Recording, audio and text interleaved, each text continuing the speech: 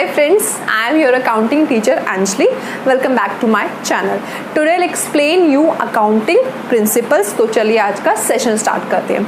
देखिए, accounting principles are the guidelines for preparing financial statements. हम जो भी फाइनेंशियल स्टेटमेंट्स प्रिपेयर करते हैं वो हम अकाउंटिंग प्रिंसिपल्स को ध्यान में रख के करते हैं. तो अकाउंटिंग प्रिंसिपल्स क्या हैं? वो गाइडलाइंस हैं जिसको ध्यान में रख के फाइनेंशियल स्टेटमेंट्स को तैयार किया जाता है. अब अकाउंटिंग प्रिंसिपल्स को हम दो कैटेगरीज में डिवाइड करते हैं. The first one is accounting concepts and the second one is accounting conventions. आज हम अकाउंटिंग कॉन्सेप्ट्स के बारे में पढ़ने वाले हैं. देखिए, अकाउंटिंग कॉन्सेप्ट्स क्या हैं? They are the basic principles. क्या है? ये हमारे बेसिक प्रिंसिपल्स हैं that ensure that all the financial information presented in financial statement. ये इंश्योर कर रहे हैं कि फाइनेंशियल स्टेटमेंट में जो भी हमने फाइनेंशियल इंफॉर्मेशन प्रोवाइड की है, इसका मतलब हमें फाइनेंशियल स्टेटमेंट्स तैयार करने के लिए कुछ फाइनेंशियल इंफॉर्मेशन चाहिए होती है. वो क्या होनी चाहिए? True and fair view of the financial performance and position of the business entity. यानी कि हमने जो भी इंफॉर्मेशन दी है उससे हमें उस बिजनेस के बारे में जो उसकी स्ट्रेंथ है, जो उसकी पोजीशन है, उसकी एक ट्रू पिक्चर निकल के आ रही है. इसका मतलब डेटा भी सही होना चाहिए और उसका रिजल्ट भी सही आना चाहिए. ये कौन इंश्योर करता है? ये इंश्योर करता है अकाउंटिंग कॉन्सेप्ट्स. अब अकाउंटिंग कॉन्सेप्ट्स में क्या क्या है वो देखते हैं. सबसे पहले आता है अकाउंटिंग, जैसे कि हम बिजनेस या सेपरेट एंटिटी कॉन्सेप्ट भी कहते हैं. क्या कहते हैं? अकाउंटिंग एंटिटी कॉन्सेप्ट या अकाउंटिंग एंटिटी प्रिंसिपल. ठीक है, business entity principle, separate entity principle. ठीक है, सो यहाँ पर कॉन्सेप्ट भी हो सकता है और प्रिंसिपल भी हो सकता है, दोनों का मतलब एक ही है. तो हमारा सेपरेट एंटिटी का मतलब क्या है कि जो बिजनेस है उसका जो ओनर है, अगर हम अकाउंटिंग पॉइंट ऑफ व्यू से बात करते हैं तो हम उनको अलग ट्रीट करते हैं.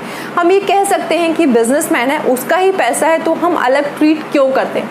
नहीं, एज पर अकाउंटिंग प्रिंसिपल्स उसे अलग ट्रीट किया जाता है.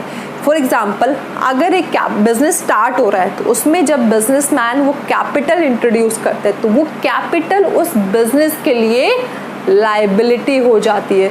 सिमिलरली, अगर वो बिजनेसमैन उस कैपिटल में से कुछ अमाउंट विड्रॉ करता है तो वो क्या हो जाता है? ड्रॉइंग्स होते हैं. देखो, उस बिजनेसमैन का अपना ही पैसा है, वो डिपॉजिट कर रहा है और विड्रॉ कर रहा है, लेकिन अकाउंटिंग पॉइंट ऑफ व्यू से वो क्या है?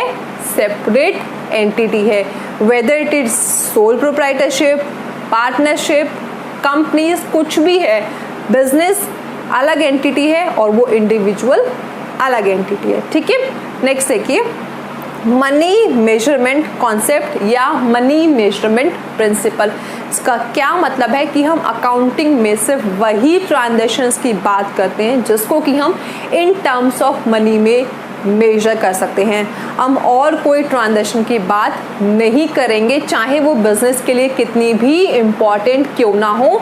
But when we are talking about accounting, हम सिर्फ और सिर्फ उन्हीं ट्रांजैक्शंस की बात करते हैं या उन्हीं ट्रांजैक्शंस को अपनी बुक्स ऑफ अकाउंट्स में रिकॉर्ड करते हैं जिसको कि हम इन टर्म्स ऑफ मनी में मेजर कर सकें. अब देखिए अक्रूवल कॉन्सेप्ट. अक्रूवल कॉन्सेप्ट में बेसिकली क्या होता है कि a transaction is recorded in the books of account when it is entered and not when the settlement take place. इसका मतलब पैसा आया है या नहीं आया ये इम्पॉर्टेंट नहीं है. हमारे लिए इम्पॉर्टेंट है कि जो ट्रांजैक्शन है वो अभी हुई है कि नहीं हुई है. फॉर एग्जांपल, हमने कुछ सेल्स किया है आज की डेट में, ठीक है, और उसकी जो पेमेंट आने वाली है वो 2 मंथ के बाद आने वाली है. तो हम सेल्स की ट्रांजैक्शन अपनी बुक्स में कब एंटर करेंगे? हम आज की डेट में एंटर करेंगे. क्यों? क्योंकि सेल्स आज हो गई है.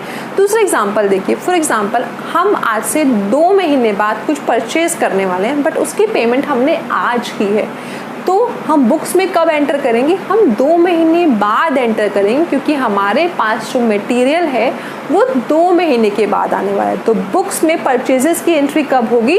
2 महीने के बाद होगी. ठीक है, नेक्स्ट देखिए डुअल एस्पेक्ट कॉन्सेप्ट. हम जितनी भी ट्रांजैक्शंस होती हैं बिजनेस की, उन सभी ट्रांजैक्शन के दो अकाउंट्स पे इफेक्ट आते हैं। एक अकाउंट डेबिट होता है और दूसरा अकाउंट क्रेडिट होता है। फॉर एग्जाम्पल, अगर हम बात करते हैं कुछ परचेज किया तो हम उसकी जर्नल एंट्री क्या पास करते हैं, purchases account debit to cash account. इसका मतलब परचेज अकाउंट डेबिट हुआ और कैश अकाउंट क्या हुआ है, हमारा क्रेडिट हुआ है। नेक्स्ट प्रिंसिपल देखिए, मैचिंग कंसेप्ट और we can say matching principal.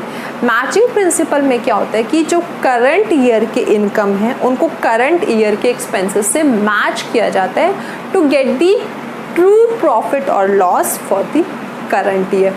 देखिए होता क्या है कि बहुत सारे एक्सपेंसेस या बहुत सारे इनकम ऐसे होते हैं जो कि करंट ईयर के हैं बट अभी रिसीव नहीं हो गए। ठीक है, इसका मतलब हमने कुछ काम कर दिया बट उसकी इनकम हमें नहीं आई, तो वो काम हमने करंट ईयर में किया है, वो इनकम हमारे करंट ईयर के, तो वो हमें करंट ईयर में शो करनी है वेदर अभी रिसीव हुई है या नहीं हुई है। कुछ ऐसे हैं एक्सपेंसेस जो कि हमने बियर इस साल में कर दिए बट वो काम नेक्स्ट ईयर में होना है, तो वो हम कब एंटर करेंगे अपने बुक्स में, नेक्स्ट ईयर एंटर करेंगे। इसीलिए हमारे आउटस्टैंडिंग एक्सपेंसेस या प्रीपेड एक्सपेंसेस, अक्रूड इनकम और income received in advance picture में आते हैं। ये मैंने आपको पीछे कुछ सेशंस में बहुत अच्छे से एक्सप्लेन किया था। अगर आपको ये डाउट है तो आप वो वाले सेशंस में जाके रेफ़र कर सकते हैं। ठीक है, नेक्स्ट देखिए, गोइंग कंसर्न कॉन्सेप्ट। कभी भी कोई बिजनेस स्टार्ट किया जाता है तो उसकी एंड डेट हम पहले से डिसाइड नहीं करते। हम चाहते हैं कि वो बिज़नेस हम चलाते रहें जब तक कि उससे हमें अच्छा रिटर्न मिल रहा है। तो इसीलिए हम कैपिटल एक्सपेंडिचर या रेवेन्यू एक्सपेंडिचर का क्लासिफिकेशन करते हैं। रेवेन्यू एक्सपेंडिचर कौन से होते हैं, वो वाले एक्सपेंडिचर होते हैं जो कि बिजनेस में रूटीन नेचर में होते हैं, बट कैपिटल एक्सपेंडिचर वो होते हैं जो रूटीन नेचर में नहीं होते, यूजुअली कोई फिक्स एसेट परचेज करने के लिए किए जाते हैं।